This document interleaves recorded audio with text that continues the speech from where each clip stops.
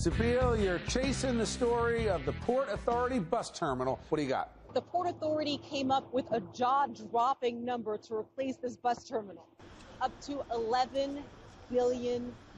It's ridiculous. I asked people who actually use the bus terminal what they think of that number. I think that's a lot of money. I think that's going in somebody's pocket. Don't see any in mine. While I do think that the bus terminal needs improvements, I don't know what they would do with $11 billion. They need a lot of sanitation. They need maybe a couple more workers.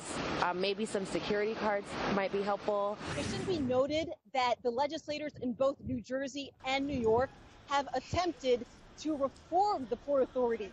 They've actually passed legislation to impose reform, but both Governor Christie and Governor Cuomo vetoed those reform efforts. One of the things that legislators were trying to do with this bill was get more transparency, because you can't Oprah anything with the Port Authority. So how are we supposed to know where this money is going? This is a classic government boondoggle. They could pay for a limo for every one of the bus riders instead of building this with that kind of money. This is an absolute outrage. How much do you really know about this? You're talking about the most expensive real estate in the United States of America, some of the most expensive real estate in the world. Are you going to buy a huge chunk and build a new station uptown? Are you going to tear the one down where it is now and mess up bus traffic for the next 4 or 5 years while they build it? What I know about it, Hank, to address your point, is the government is incompetent. What I also know is the actual physical building isn't the problem.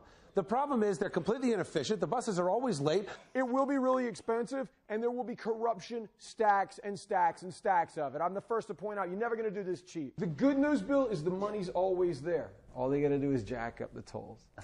Yeah, well, I guess you could say that. Thanks, Sabeel.